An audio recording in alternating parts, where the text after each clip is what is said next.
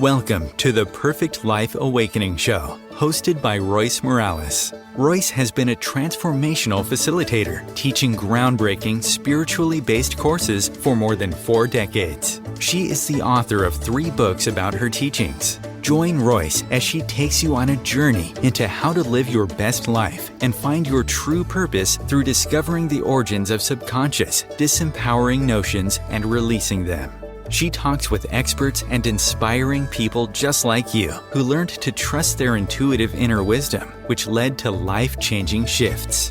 Today, her guests live an empowered existence and are helping change the world to a higher consciousness place based on truth and love.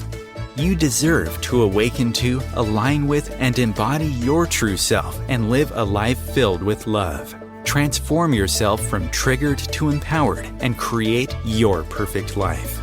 Here is your host, Royce Morales. Hi, thank you so much for being here. This is my first show on Media, and I'm just thrilled that you're here. I feel so honored to be doing this on this amazing platform. And as my recorded intro said, I'm Royce Morales, and I founded Perfect Life Awakening 4 decades ago, which is hard to believe, but yes, it's been 4 decades ago. And my tagline, per se, is transform from triggered to empowered, which is really what my work does. The purpose of my show is just like my classes. It's about awakening your empowered, intuitive, conscious, higher conscious self. And I've discovered powerful ways to help people release whatever it is that's blocking them, all that self-sabotage, that inner voice that says, oh, you can't do this, or the false beliefs that you've bought into through the centuries. So I was given these methods intuitively, which I'm sure I'll talk about in future shows. But today I'm going to talk with Michael Benner, who is, as I always say, he's my personal hero. I have listened to him for, I don't know, it seems like forever on your radio show on KPFK. And you recently retired, which just broke my heart, but you're doing other things as well. You've written books and you're writing another book and you're doing individual work with people.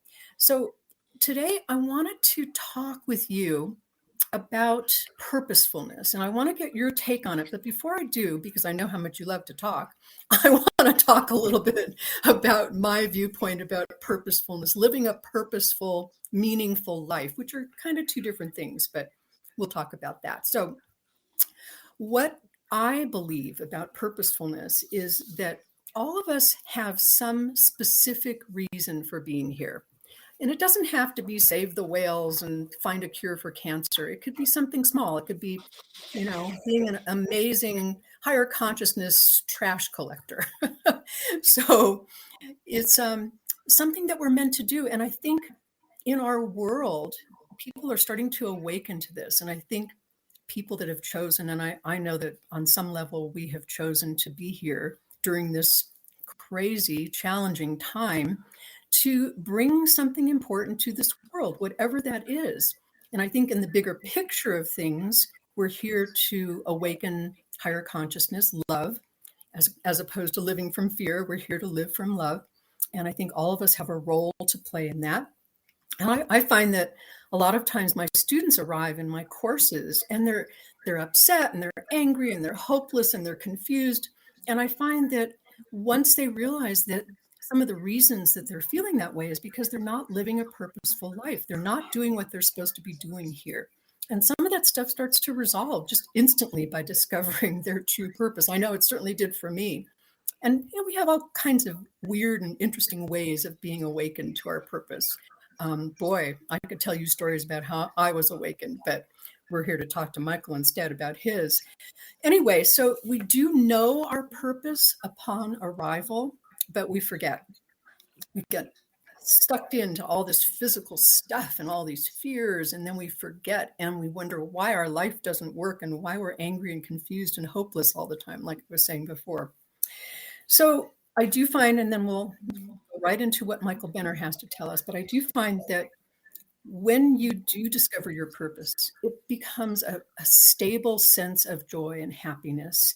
And as Michael has said to me before, it's fun. I think that's so important, because if you're not having fun, I don't know, if it feels like a duty and a drag and, oh, I have to do this thing, there's something off about it. So it's fun, stable happiness. It's always your higher self is always trying to get you to awaken to it. And like I said, it does all kinds of things to do that. So let's talk to Michael Benner. Michael, welcome to my show. I'm so honored that you're here. Royce, good morning, and thank you so much for inviting me to your brand new TV show. And this is your first show on this channel, right? You are the grand opening. Yes. The opening. Couldn't think of anyone better. Couldn't think of anyone. Well, thank you. It's a pleasure to be here. So can you tell us, I know that you have lived decades of a very purposeful life. How did that happen for you? Was it just something that landed in your lap, or was there a knowingness about it? How did that occur in your life? Well, like so many things, it was a gradual awakening. You can probably tell by my gray hair that when you say I've been doing this for decades and decades and decades. So I'm a baby boomer. That's my point. I was born right after the end of World War II with this big surge of babies. And we were the first generation to see televisions roll into our living rooms. Mm. And I think it made my generation very idealistic. Suddenly the poverty in the world, the gross injustice of the civil rights movement was pouring into my living room. And of course, the war in Vietnam later, and all the turmoil of the 1960s. And those of us who were old enough to remember, or who are reading history, know about the counterculture really that came out of that in the 1960s, the so-called hippies. But it was much more than just refusing to put on a suit and work in a big corporation. We were looking for values. And again, I'm not sure exactly why this generation, but I think television had a lot to do with the TV news. And certainly for me, it did. And so I thought, well, that's what I'm going to do for a living. I'll do the news, and then I can find out what's really going on.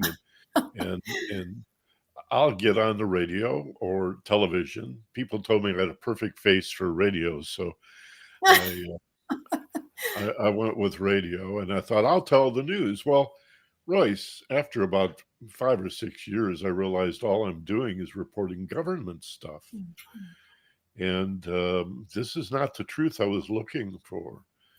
So I began to use radio in my radio talk shows and my news interviews to pick the brains of really bright people, authors and experts and specialists, as I understand it's your intention to do here with this show today.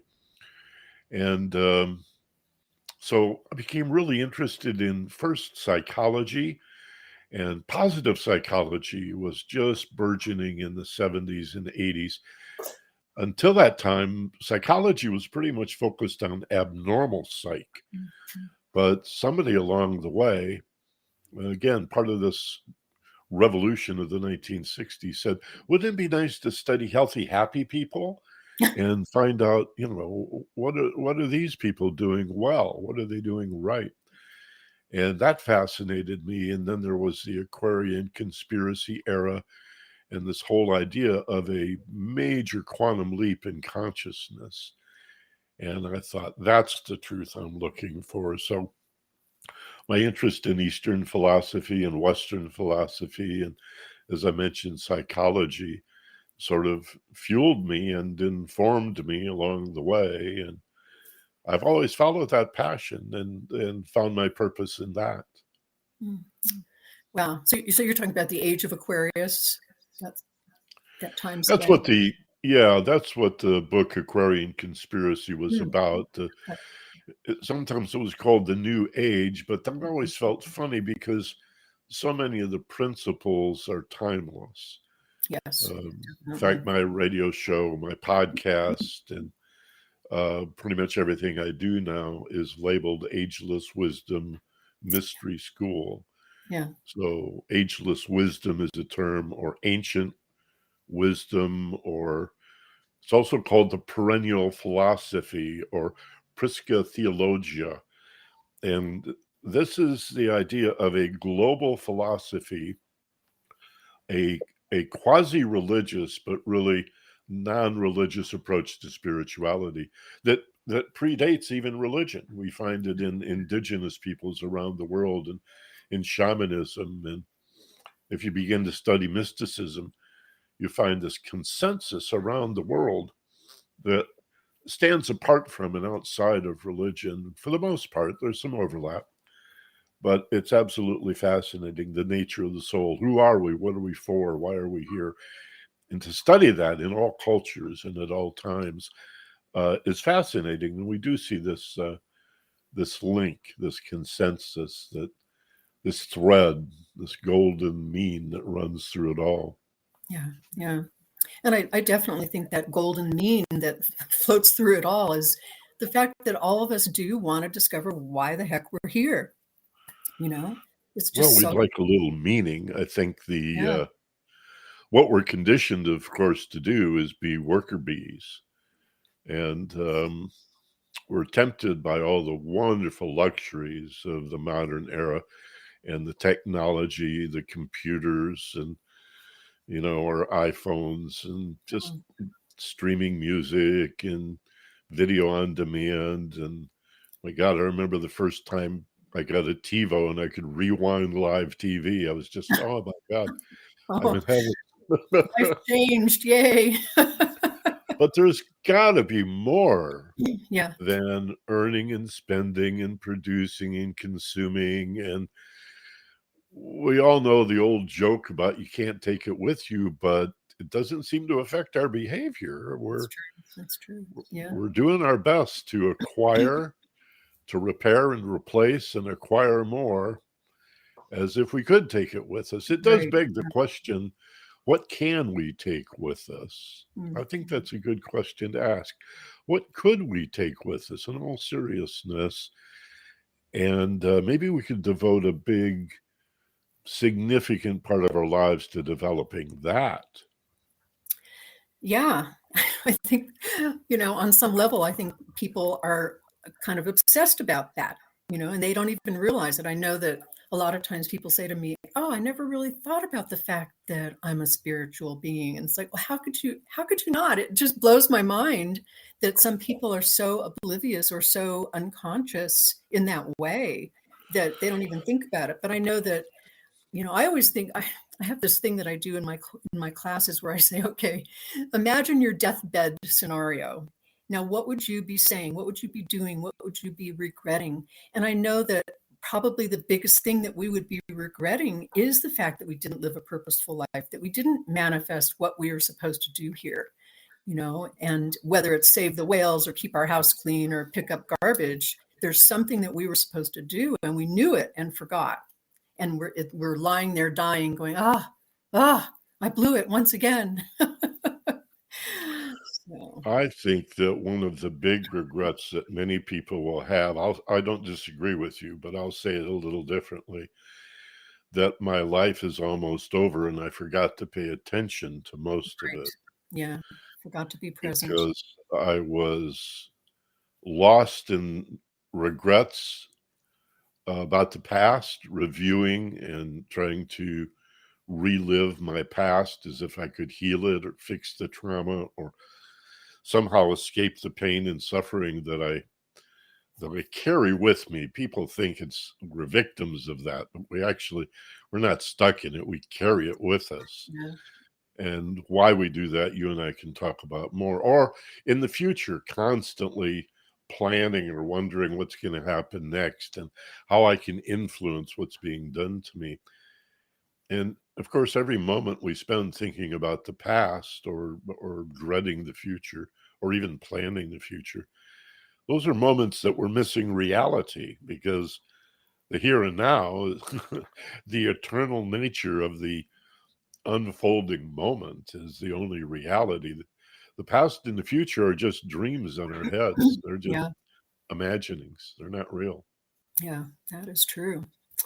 So I guess we've kind of been talking about this, but I wanted to really get into the notion that we do know what our purpose is, but we forget.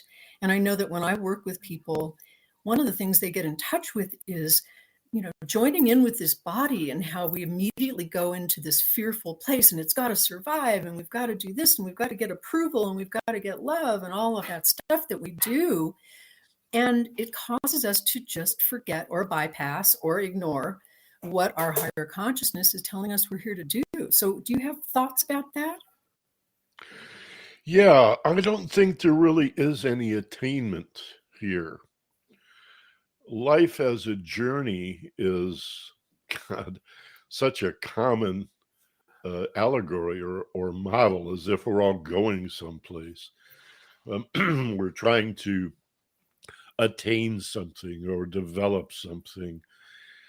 And people can disagree with us. Reasonable people, I'm sure, will, but I don't think there's that much to attain beyond our basic needs, shelter, an ability to pay our bills, to get around a car or a bus pass or a razor scooter or something. And some minimal needs, smartphone is almost a requirement these days to get along. But then when is enough enough? And what are we really trying to develop or attain? The monotheistic religions of Judaism, Christianity, and Islam share a view that it's all about getting to a better place, and that your life is going to be filled with misery because you're basically a bad person and you need to be redeemed, you need to be saved. And so I think we get our sense of, I've got to do something, I've got to get somewhere, I've got to redeem myself, I've got to be saved so I can live in glory in the afterlife. And what if all of that was right here, right now? Hmm. What if, let's make it simple. What if the the peace we're looking for, the happiness that we're looking for, the love and joy and contentment, the meaning and purpose that we're looking for is already in us? And it's not a matter of getting there or attaining anything, but of shedding all of the stuff that's standing in the way, all of the stuff that we carry with us that we could let go of, right? And that's my belief. We don't have to attain peace and love. We need to, well, Rumi said it very well. How did Rumi say it? Yours is not to seek and find love, but to let go of everything that is not love. Absolutely. Yeah. Yeah. I do find maybe it's a step that people need to take. And I know you just kind of jumped over a huge chasm to get to that other place, but I think people need to take that step-by-step awakening so that they can resolve some of that old stuff, so that they can get to that place where they say, oh yeah, it doesn't matter. I'm it already, Yeah. Does that make sense? Well, it matters. Everything matters. I'm not saying that I'm not a nihilist. I love life. I love people. I love the experience of life. And, being in physical form is a incredibly rich and glorious experience. I watched a video on YouTube the other day of a baby burro being born, and how it took about 20 minutes to find its feet, and then how all the other animals in the barnyard came around to check out this new alien creature, and there were llamas and goats and even these enormous cattle in this guy's barnyard, and the chickens, and they were all arranged in this semicircle around this brand new little burrow. And gosh, it touched me so deeply. It was like Dr. Doolittle, only for real. I just absolutely loved it. So things matter. It matters a great deal. Let me tell you a little story that, a true story, and it's brief, but it's impactful. It was a major incident in my life. And we have to go back 22 years in a few weeks to 1990. And I was riding my motorcycle from a cabin that I had up in Pine Mountain, California, up at the top of the Grapevine near Fraser Park. And I was coming down the I-5 freeway near Lake Castaic, and the rear end froze up on this bike. It had become depleted of oil, and that's a whole long story why that happened, but it was a shaft drive bike. I'm going 75 miles an hour, trying to get around all these trucks, and the rear end froze, and I went into a skid at 75 miles an hour. Well, the front end, as you might imagine, went to the left and then the right and then the left again real quickly as I lost control of the bike, and I flew off it like Rocket Boy. And flying through the air, I completely accepted that I was going to die. I knew I was going to die. It was such a peaceful, clear understanding that there's no way you're going to survive this. If hitting the pavement at the speed doesn't kill you, these trucks will. And anybody that knows the Grapevine up there in Lake Castaic, I mean, even if you don't, you can imagine 3 lanes of highballing trucks roaring down this hill. I knew I was a goner. Well, Soul pulled me out as I'm flying through the air like Rocket Boy, and time is slowed enormously. I go unconscious. The next thing I remember, Royce, is I'm stepping over the line that separates the right-hand shoulder from the edge of the road. And it's like it's like waking up, except I'm running. But I'm waking up, and as I cross into the shoulder, the voice in my head says, "You made it." Oh. And I turned around and looked. Now, I must have been conscious. This is my point. Unconscious bodies don't jump up and run off the freeway, right? So I must have been conscious and decided to do that, but I have no memory of it. And so that's curious. But the point of the story is a couple of days later, I thought I should do a meditation devoted to the meaning of this. Like, I believe in karma. I don't believe in accidents. Everything has a cause. Everything has a reason. Everything, if you will, has a purpose, not just your life, but every circumstance, situation, event, and condition and relationship has meaning and purpose. And what came up in the meditation, just as clear as a bell, this voice said to me, my inner voice, higher self, whatever, life is a gift. And I thought, well, that's pretty profound. That must be the message. So I took a breath and opened my eyes and went about my life. But that didn't seem complete. It was beautiful. Life is a gift. Wow, I've received the gift of life. And I've survived this horrible accident. And I'm not really injured that badly, Nothing broken, nothing burst.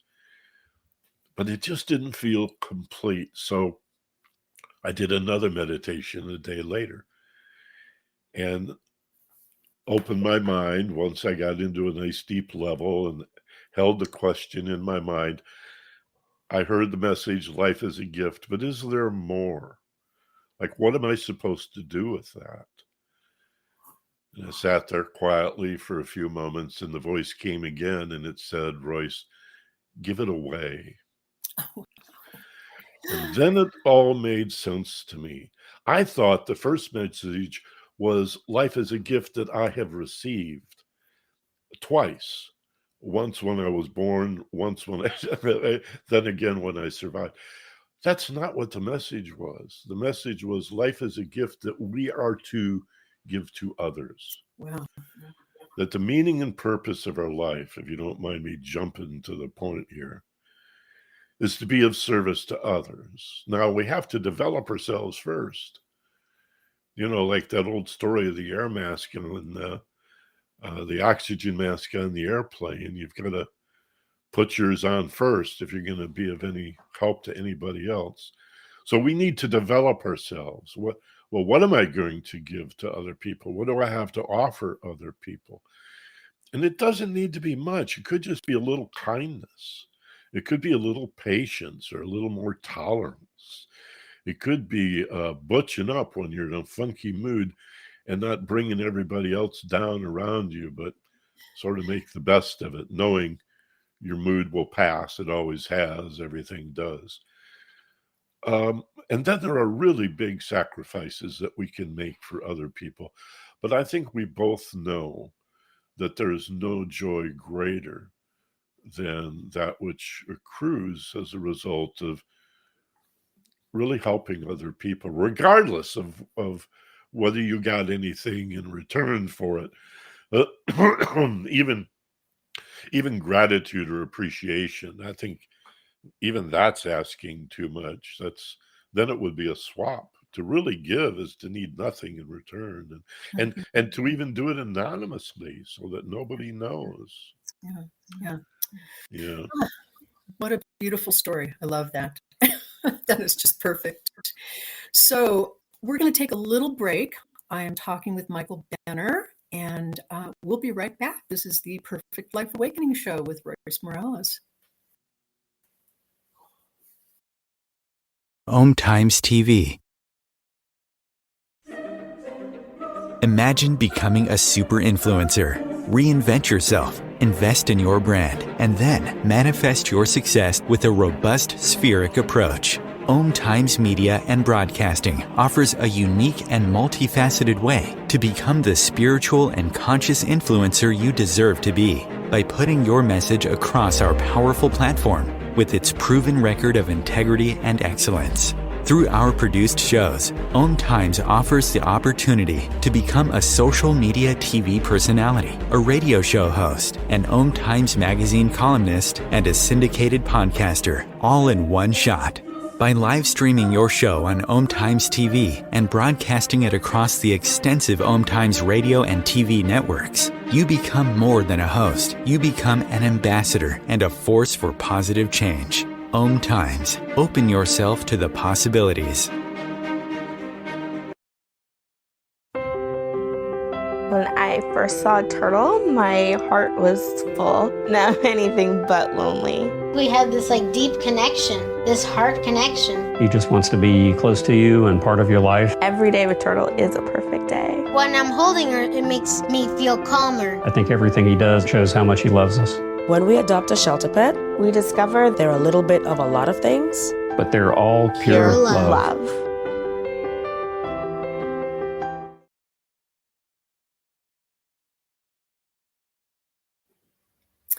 Welcome back. I'm talking with Michael Benner, the amazing Michael Benner, who just shared such a heart-touching story. I have chills. I was holding back tears listening to that, and it just seemed to me that your higher consciousness said, oh, this guy's not done here.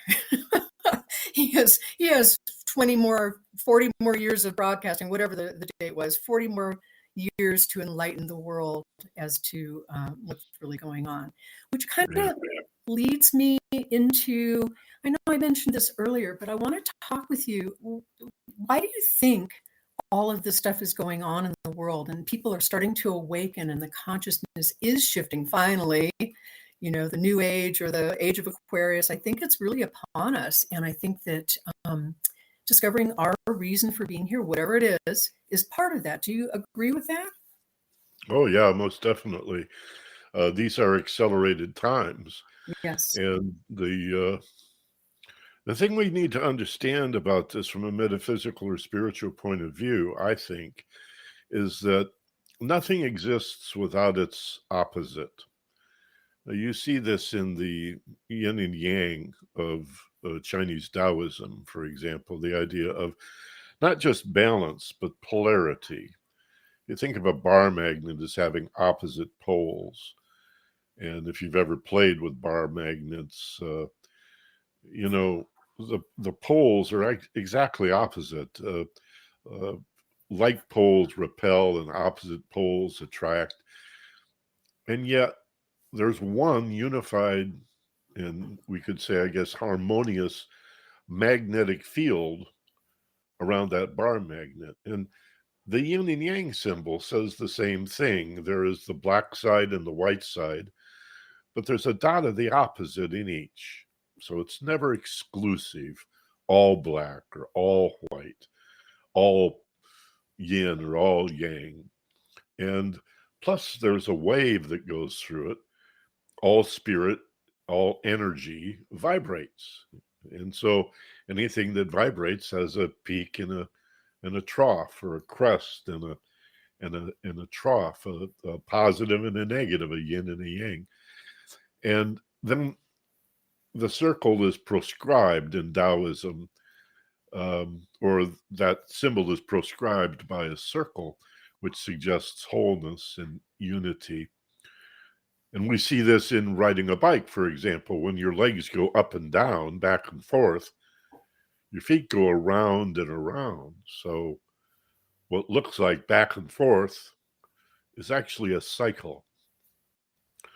And so we're always going to have good and bad in the world. Or maybe better said, the positive things that make us happy and which we wish to embrace, but there's also going to be difficult times and times of injury and suffering, sickness, aging, and death. And I just don't mean just our own. I mean, when you're a little kid and your dog dies, or your grandparents die, and then your parents die, and then your friends start dying, there's a lot of suffering and loss, even if, you know, you're perfectly healthy. So what I'm saying, Royce, is that in order for consciousness to be birthed, in order for us to bring heaven to earth, or create a new age of peace and love and enlightenment, the utopian vision of a world that works for everyone with peace and justice for all, we have to go through pain. We have to go through suffering. Birth itself is painful. There's screaming and crying and blood flying everywhere.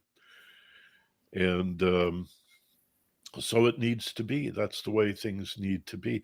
For example, if I don't think most people know this, but if a butterfly were halfway out of its cocoon and you thought you'd do it a favor by taking a little pair of scissors and cutting it out the rest of the way, that butterfly would never fly.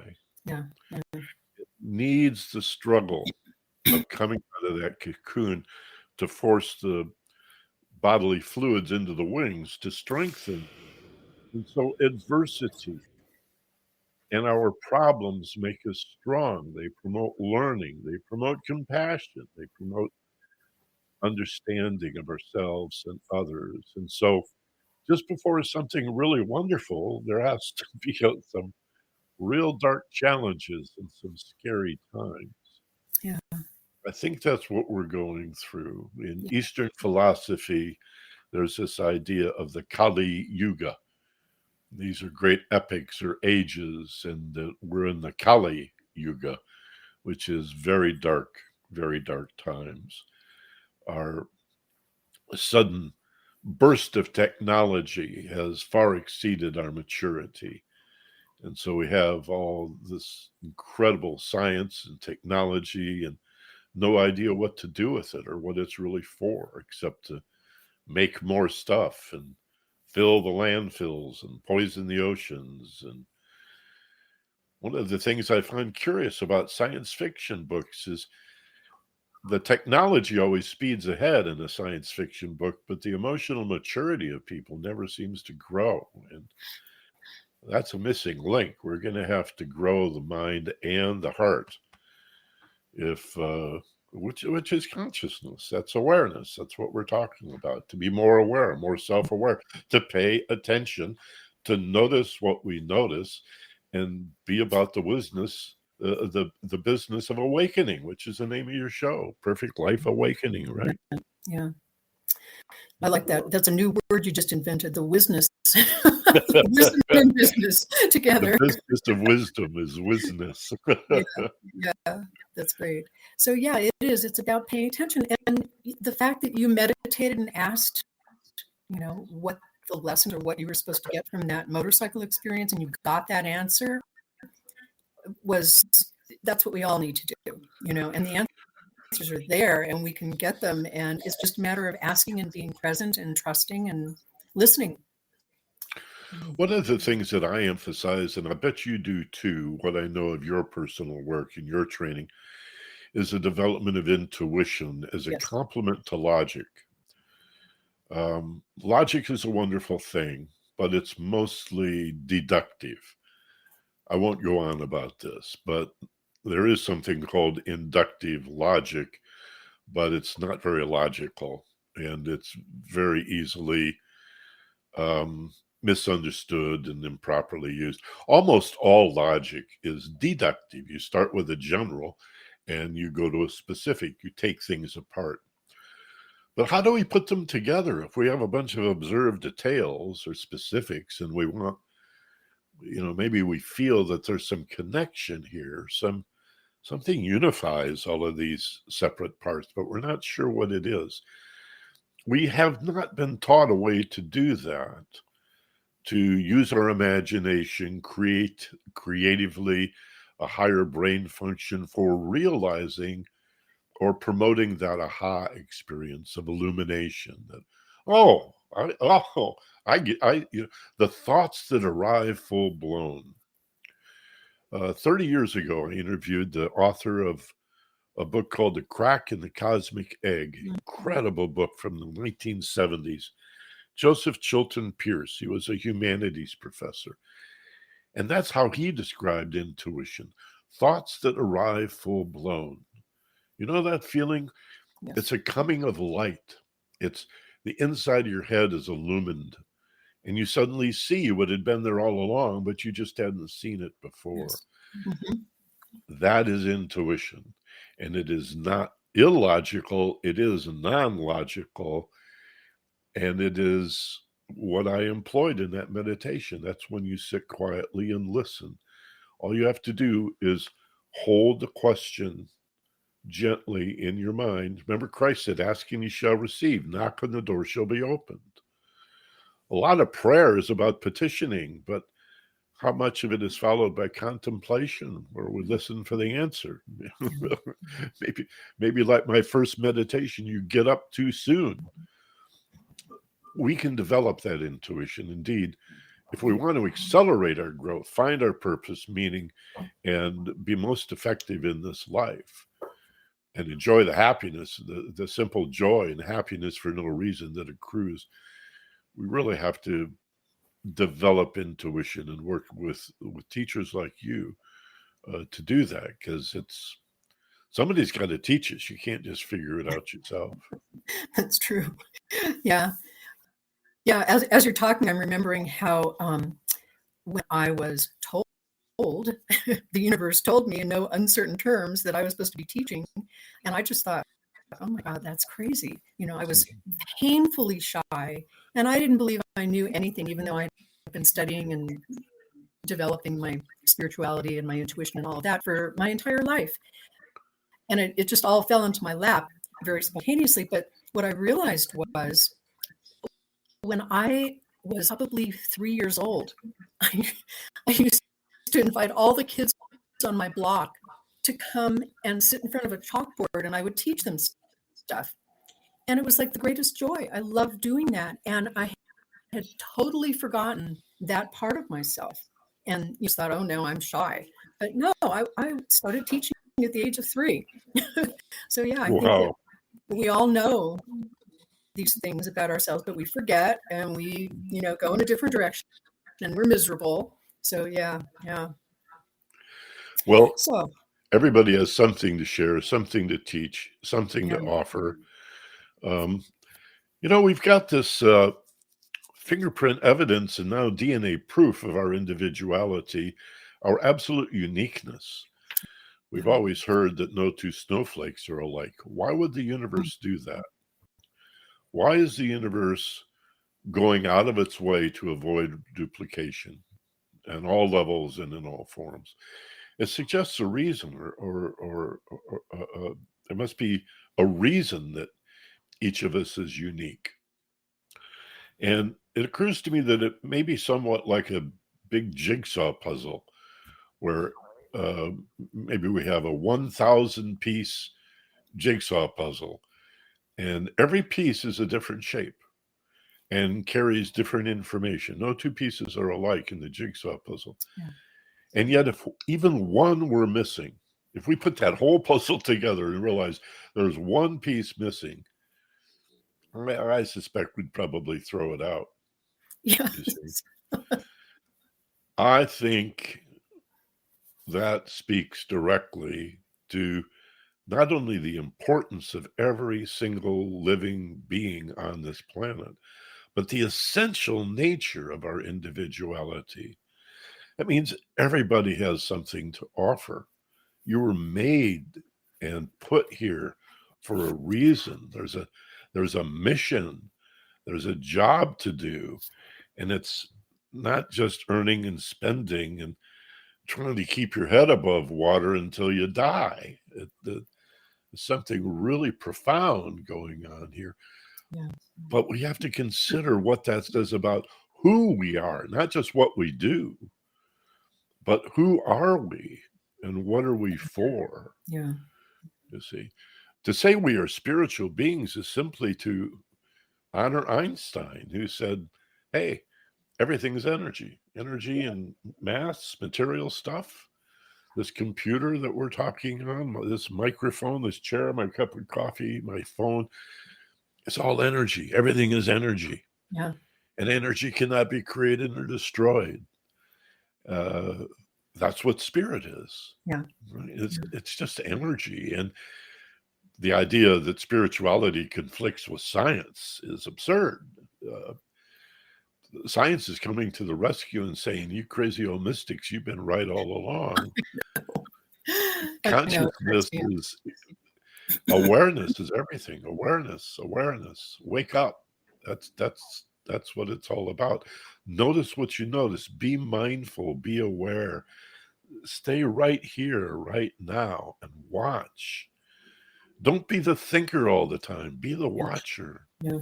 Don't get so embroiled in your emotions that you forget that you can be the observer of your emotions, and you can, with breathing and relaxation, manage those emotions and avoid the regrettable things we say and do when we get emotionally cranked up or triggered.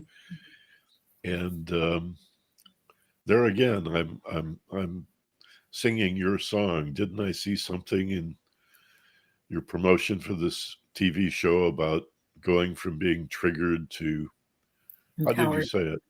From triggered to empowered. Yes. Yeah, there you go. Wouldn't that be nice? Yeah. And not to shift gears a little bit, but what you said just triggered something in me that in a good way. I think one of the things that we forget that we can do as these human people that we are is to ask. You know, it's so important to just ask the universe, ask yourself, ask your guides, whoever it is you feel like asking, well, what is my purpose?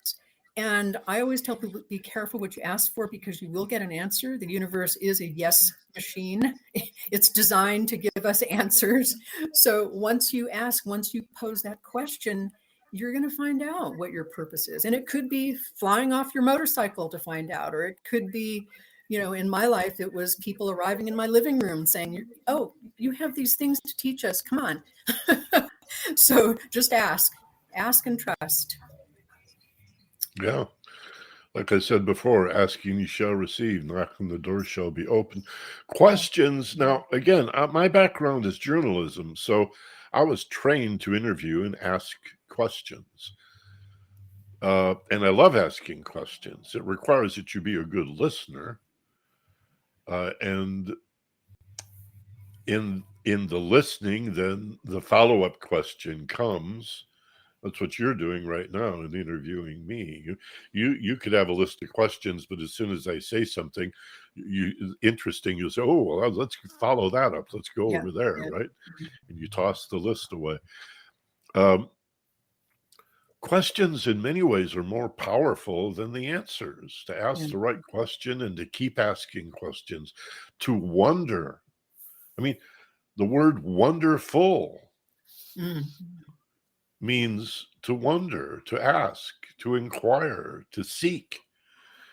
But again, the allegory of the journey, we think of it going out into the world, like Frodo taking the ring back to Mordor, or Dorothy working her way through Oz so she can get back to Kansas, or Luke in Star Wars or whatever.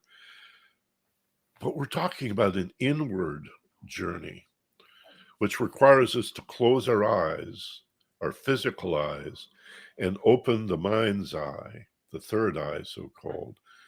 Even Christ said, when the eye becomes single, the body is filled with light. And again, that's the intuition.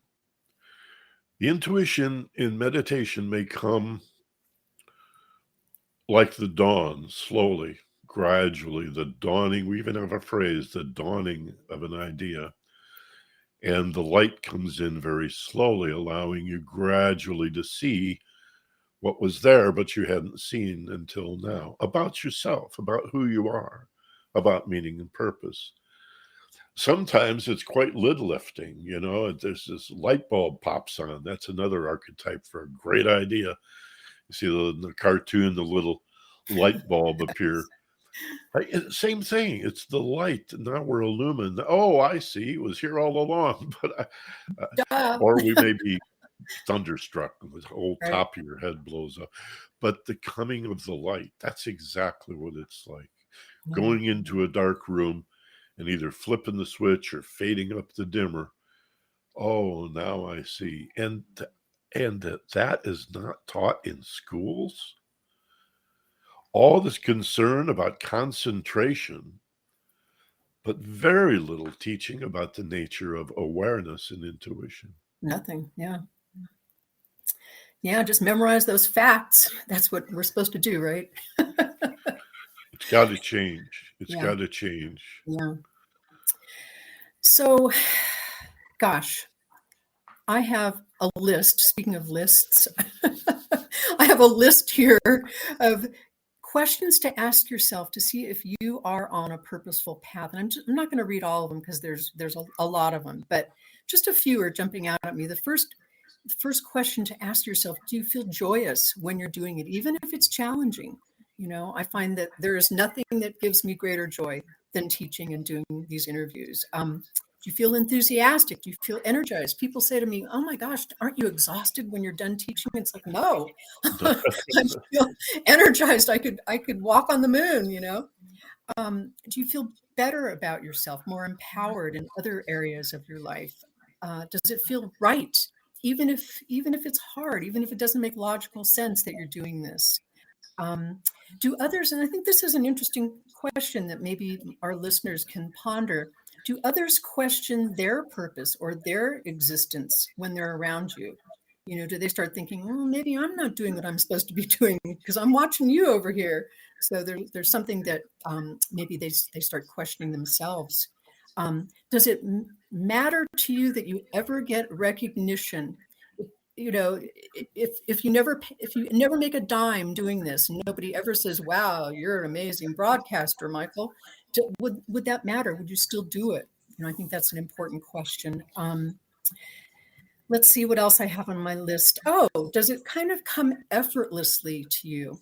I know that when I started teaching, I was questioning myself and stuttering and stammering, but still there was a flow to it. I knew that what was coming out of my mouth was important and kind of effortless. And does the thought of not doing this make you extremely sad? Just extremely sad. And I know I mentioned before that you retired from broadcasting and how sad that made me, but I know you're doing other forms of your purpose now. But how does it make you feel? Do you feel sadness about that? No, it's just a different medium. Radio is a wonderful medium, but it's a medium, and we have so many choices and options, and it's allowed me to focus on my private work, which I've always done. And since the pandemic, of course, we've had to do this by telephone or Zoom or Skype or whatever. But I find that so much of the time I spend with my clients, their eyes are closed anyway. That it doesn't really much matter. Right. Marcia McLuhan said years ago, the medium is the message. Well, that may be, but I think the message rises above the medium. So besides the private work, I'm also doing a free Zoom class every Sunday. Tell us about that. That's so awesome. I've attended several of those. They're really wonderful. How do people get thank you for that. It's called The Wisdom of the Soul. Again, if you want to Google it, it's the Ageless Wisdom Mystery School. Everything I do is Ageless Wisdom Mystery School. Website is theagelesswisdom.com with the THE, theagelesswisdom.com. The Wisdom of the Soul is a non-religious approach to spirituality. It's about personal and transpersonal psychology and development. We pull on psychology, philosophy, and the full spectrum of all the religions, from the ultra-conservative to the mystical, and look for those common threads and those connections in philosophy, in theology, spirituality, even quantum physics and metaphysics. And so recent classes we've done in the past, for example, we did a class on karma. We did a class on the Eastern concept of the middle way. We've done classes on intuition. We were just talking about intuition and comparing it to logic. I did a class that everybody seemed to really like on thinking and separating task-oriented thinking, which is deliberate and purposeful, from the intrusive thoughts that brain researchers call task-unrelated thinking. So task-related is obviously, I'm being interviewed by Royce. I better pay attention and think about what I'm going to say. Or I'm going to write a letter, or I'm going to make a list or solve a problem or make a decision. But then when I'm done doing that, and I'm just wandering around the house or end up in the kitchen, the mind doesn't go blank. It still generates thoughts. And most people call that thinking, and they believe that these task unrelated thoughts in our heads are evidence that I'm thinking these thoughts. Mm-hmm. The problem is they're full of negativity and self-loathing and fears of inadequacy and old tapes running about how bad, stupid, wrong, and rotten you are, and you'll never be any good. And the tragedy is that people just assume that that's their thoughts. Those are their thoughts. And that's what I keep thinking. No, those are not your thoughts. That's garbage that's bubbling up from the unconscious. And part of the personal development work that we do is teaching people to be the awareness behind the thought, so that when some nonsense bubbles up about, well, I'm not a very good teacher, or who would, how about this? What's lovable about me? Right. Why would anybody want to spend time with me? Why would anybody want to love me? And the more we think about that, the more we dig ourselves into a hole and end up convincing ourselves, well, there is nothing lovable about me. And of course, no one would want to spend 10 minutes with me. Yeah. And now I wonder why I'm all alone. Oh, we don't realize we just pushed everybody away with our funky attitude. Yes. And now we're a victim of that loneliness, and it becomes a self-fulfilling prophecy. Yeah. To learn to be the awareness behind that garbage that we call thinking, when it's not deliberate and purposeful, is to make a horrible mistake. We need to realize that we're the awareness that can choose. I affirm that thought. That's a great thought. Yeah. I like that. I'm going to keep that. But this thought and this thought, that's nonsense. That's an old pattern from a false assumption from childhood, or the first time a girl rejected me or made fun of me or whatever. And you have to learn to separate the awareness from the thinking, separate your awareness from your emotions, separate your awareness from your speech and your behavior, and you end up making much better decisions. You're more self-aware. Yes, Michael, I would love to speak with you for another hour, but I keep getting these little notices that we need to wrap up. So we'll have to continue our discussion in the future. So real quickly, how do people get in touch with you? And somebody just texted and wants to know what time on Sunday is the meeting. I think it's 11 Pacific time, right? That's right, 11 a.m. California time, West Coast time. And to get the Zoom link, you need the newsletter.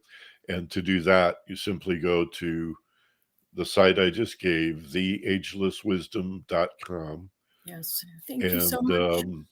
I'll tell you, for the Zoom class, let me correct that. For the Zoom class, it's best to go to michaelbenner.com, and you'll see a button. Great. Thank you so much. I appreciate you, and we will talk again soon. Thank you. Namaste. You too. Bye-bye.